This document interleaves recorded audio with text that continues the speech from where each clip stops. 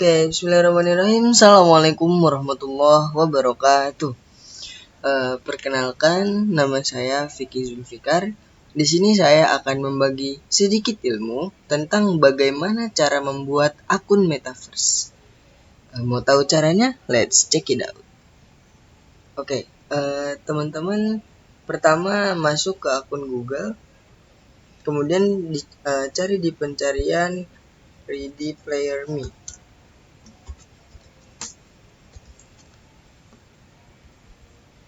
Nah, setelah sudah muncul halaman seperti ini, klik di halaman yang paling atas atau klik di sini.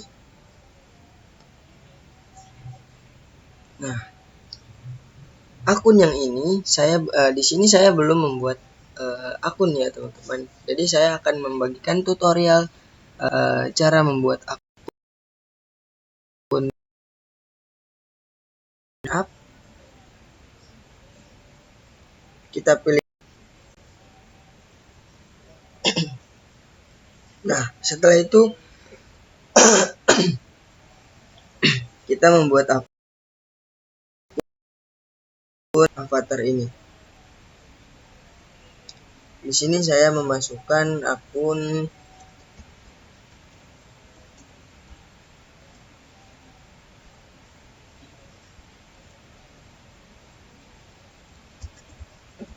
muhamka.ac.id,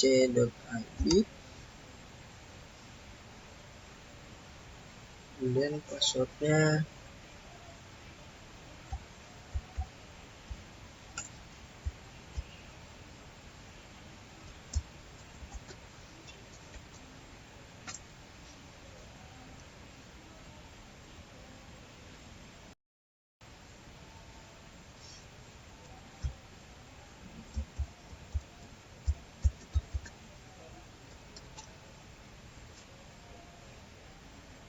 Nah, setelah kita membuat seperti ini, sign up.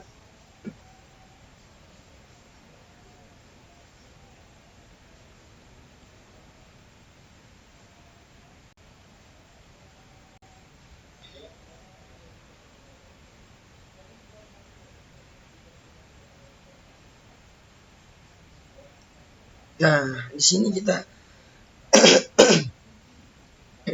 kita memilih avatar yang di room metaverse kita, teman-teman. Jadi di sini teman-teman bisa memilih avatar sesuai keinginan. Nah, start from a template or create a personal avatar. Nah, nanti ketika sudah muncul, kita klik avatar yang mau kita tampilkan nantinya.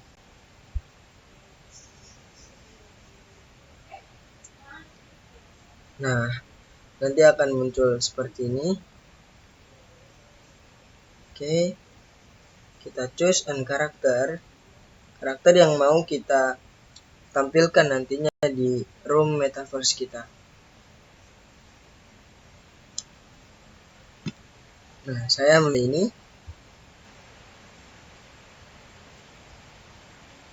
Nah, di sini ada banyak pilihan baju atau jaket untuk avatar teman-teman ya. Mulai dari kaos biasa, kemudian ada jaket hitam, jaket warna merah. Saya memilih yang ini saja. Pilihan juga untuk custom celana avatarnya, sepatu, dan di sini ada setelannya ya, atas bawah. Oke, langsung saja kita klik selanjutnya.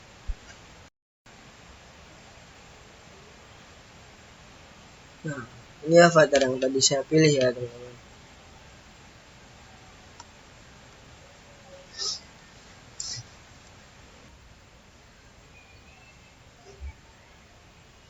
Nah, setelah ini setelah tadi kita memilih avatar yang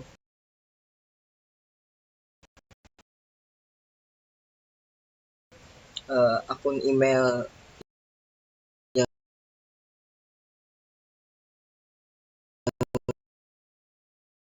memakai akun email teman-teman, maka akan muncul nama teman-teman sendiri.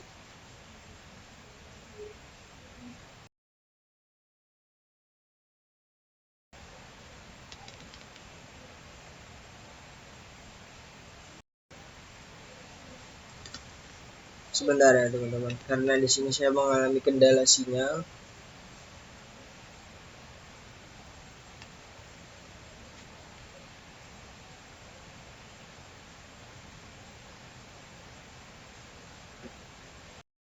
Nah, setelah sudah membuat avatar, kita buka tab baru, kemudian nanti akan muncul beranda Google yang terbaru.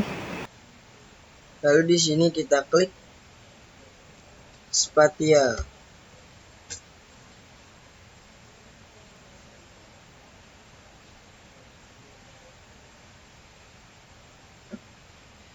Nah, nanti akan muncul halaman seperti ini. Pilih yang paling atas.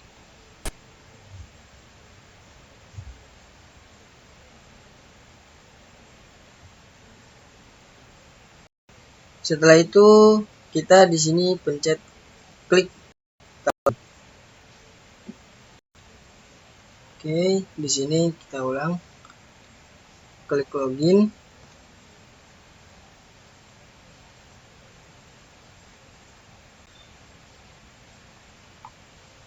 Oke, lalu di sini kita akun Google.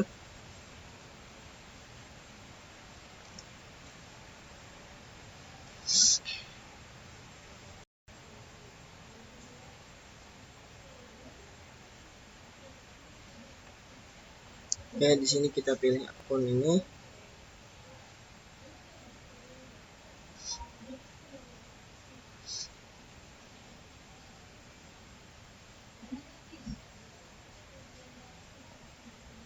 Nah, di sini kita verifikasi dulu ya teman-teman. Kita masukkan kode yang kita dapatkan di akun Google yang baru saya masukin tadi. Setelah itu next.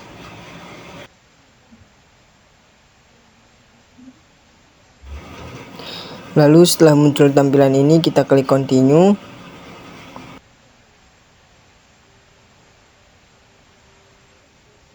Nah, setelah muncul tombol create, maka di sini kita klik tombol create atau buat. Ini kita nunggu. Oke, kemudian akan muncul halaman creative space. Nah, di sini kita boleh memilih room metaverse yang nantinya akan kita gunakan di akun metaverse kita.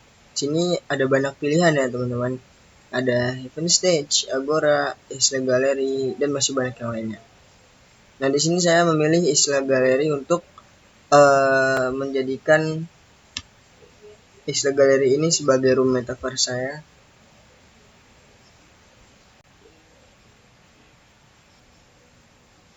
Nah, setelah itu di sini kita pilih username untuk metaverse kita. Di sini saya tulis Vicky. Oke, Vicky ya. Kemudian di sini kita centang I have need and agree to term of use privacy policy and confirm I'm at least 18 years old. Centang.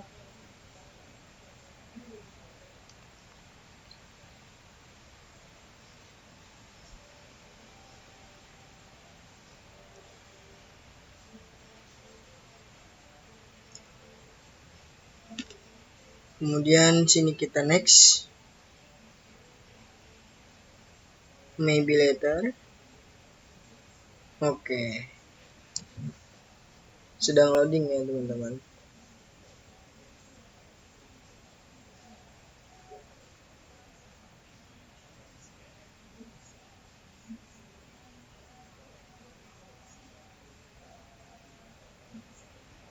Nah, kita sudah berada di room metaverse yang tadi sudah kita buat. Di sini ada arahan untuk menggerakkan avatar kita ini. Tombol W untuk jalan ke depan, kemudian A ke kiri, S ke kanan, dan S ke belakang dan D ke kanan. Kemudian double jump untuk loncat ya teman-teman. Oke, langsung di sini kita coba.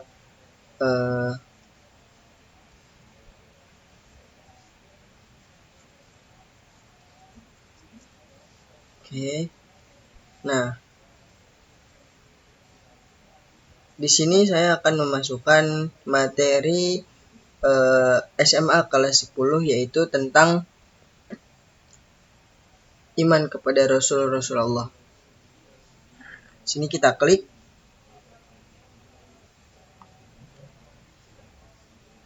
Kemudian nanti akan muncul halaman seperti ini. Kita klik upload. Select from your device.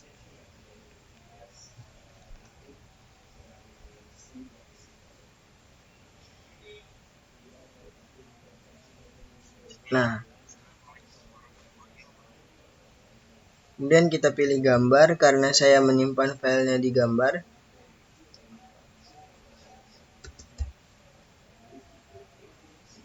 Oke, di sini kita buka.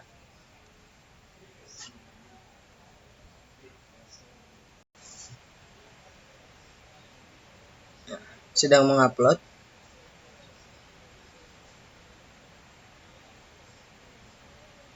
Oke. Sini akan muncul halaman seperti ini, teman-teman. Nah, kemudian di sini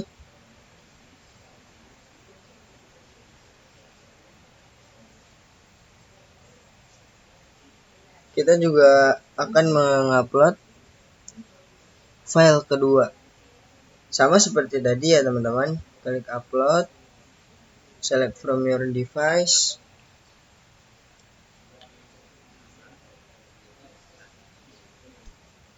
Kemudian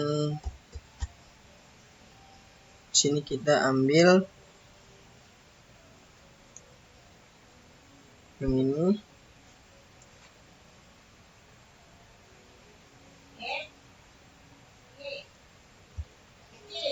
Setelah itu, setelah kita mengupload foto kedua, di sini kita upload foto ketiga. Sini sama seperti tadi, kita klik, kemudian upload, select from your device.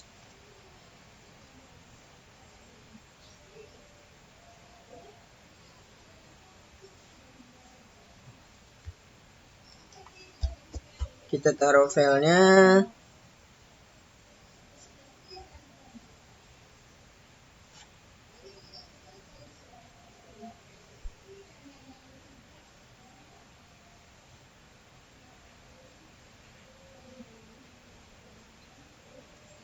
Oke, seperti ini ya teman-teman tampilannya. Sama di sini juga saya akan menaruh PPT-nya atau materi yang nanti akan saya sampaikan.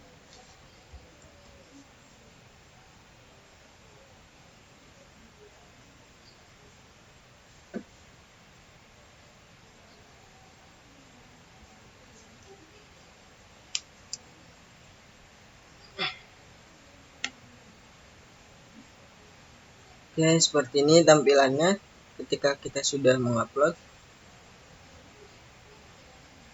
Nah,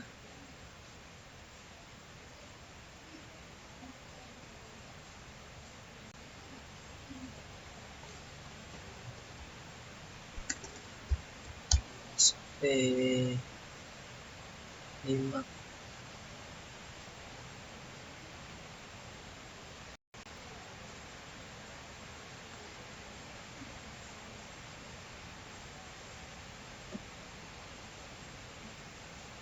Oke.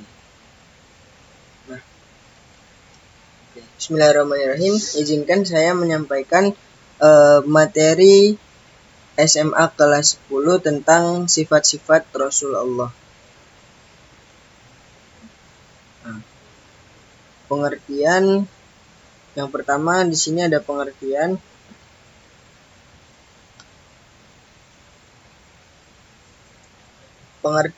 iman kepada Rasulullah. Rasul-Rasulullah berarti mempercayai bahwa Allah Subhanahu wa Ta'ala mengutus Rasul-Rasulnya untuk menjadi contoh dan teladan bagi manusia. Iman kepada Rasulullah merupakan salah satu rukun iman yang keempat. Jadi pengertian dari iman kepada Rasulullah berarti kita sebagai umat Islam percaya bahwasanya Allah Subhanahu wa Ta'ala mengutus Rasul-Rasulnya untuk menyebarkan ajaran yang diperintahkan oleh Allah. Kemudian untuk bahwasanya Rasul-Rasul yang diutus Allah adalah contoh atau teladan bagi kita sebagai umat manusia.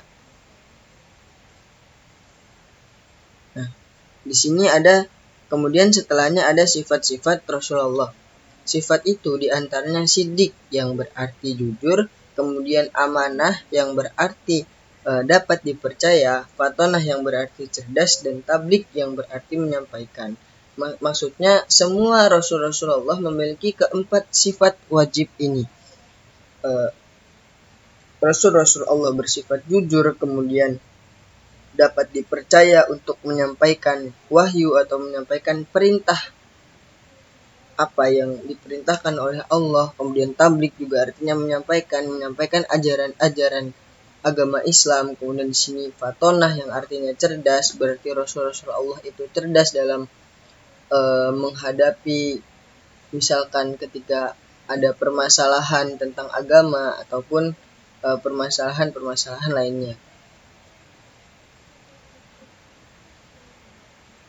Nah, kemudian yang ketiga yaitu tugas-tugas Rasulullah. Pertama, menyampaikan risalah dari Allah Subhanahu wa Ta'ala.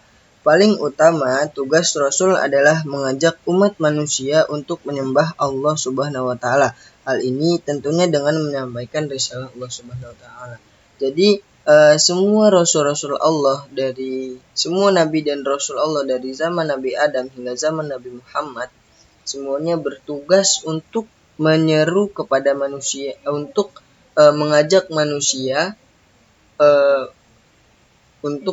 manusia supaya menyembah Allah Subhanahu wa Ta'ala. Kemudian yang kedua yaitu mengajak kepada tauhid, yaitu mengajak umatnya untuk mengesahkan Allah, tidak menduakan Allah, dan menjauhi perilaku syirik atau menyekutukan Allah. Dengan meyakini tauhid, maka seorang muslim mempercayai bahwa tiada Tuhan selain Allah. Yang ketiga, memberi kabar gembira kepada orang mukmin dan memberi peringatan kepada orang kafir. Tugas Rasul adalah memperingatkan setiap manusia untuk mempersiapkan amalan untuk hidup di akhirat nantinya. Jadi, memberi kabar gembira untuk orang mukmin di sini maksudnya kalau orang-orang mukmin menyembah kepada Allah, maka ia akan masuk surga dan mendapatkan balasan ketika hidup di akhirat kelak. Sedangkan memberi peringatan di sini maksudnya ketika orang-orang kafir tidak mau menyembah Allah Subhanahu wa Ta'ala, maka ia akan mendapatkan azab yang sangat pedih di akhirat kelak. Seperti itu. Kemudian yang keempat, menunjukkan jalan yang lurus. Tugas Rasul adalah menjadi rahmat bagi alam semesta dan menunjukkan jalan yang lurus, yaitu jalan menuju Allah Subhanahu wa Ta'ala. Kemudian yang kelima, membersihkan dan menyucikan jiwa manusia serta mengajarkan kepada mereka kitab dan hikmah. Seperti Nabi Muhammad yang mengajarkan umatnya Al-Quran, kemudian Nabi Isa yang mengajarkan umatnya Injil, seperti itu teman-teman. Dan yang terakhir, sebagai hujjah bagi manusia. Seorang Rasul harus menjadi teladan bagi seluruh umat manusia, sehingga ia juga harus memiliki sifat yang terpuji. Jadi tugas Rasul adalah menjadi panutan atau contoh bagi umatnya. Seperti di dalam Quran disebutkan, laqad kana lakum fi rasulillahi uswatun hasanah. Sesungguhnya Rasul itu memiliki suri tauladan yang baik. Jadi segala tingkah lakunya Rasul, perbuatan, sikap, dan perkataan itu harus kita contoh karena kita umatnya. Kemudian di sini yang terakhir, hikmah beriman kepada Rasul. Yang pertama itu makin sempurna imannya. Ketika seorang mukmin percaya bahwa Rasul Allah merupakan utusan Allah untuk menjadi suri tauladan yang baik, berarti ia telah menyempurnakan rukun imannya. Mengapa? Karena iman kepada Rasulullah merupakan salah satu rukun iman. Kemudian yang kedua, terdorong untuk menjadikan contoh di dalam hidupnya. Ketika kita beriman, ketika kita mencintai Rasul-Rasul Allah, maka di situ kita akan timbul motivasi atau dorongan untuk menjadikan bahwa Rasul-Rasul Allah itu adalah panutan. Entah itu bagaimana Rasul-Rasul Allah berbicara, bagaimana Rasul-Rasul Allah bersikap kepada umat-umatnya, kemudian akhlak-akhlak beliau itu akan kita jadikan panutan. Kemudian yang ketiga, terdorong untuk melakukan perilaku sosial yang baik. Mengapa? Karena di dalam Islam diajarkan bahwasannya ketika berdakwah itu tidak boleh menggunakan cara yang kasar.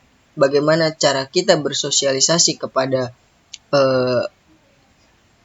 sesama umat manusia, bagaimana kita bersosialisasi kepada orang-orang yang ada di lingkungan kita, itu sudah diajarkan oleh Rasul-Rasul Allah terlebih dahulu ketika mereka berdakwah menyampaikan ajaran agama Islam. Bagaimana mereka menyikapi kaum-kaum kafir yang tidak percaya, yang sulit percaya bahwasanya Allah adalah Tuhan yang Maha Esa, seperti itu.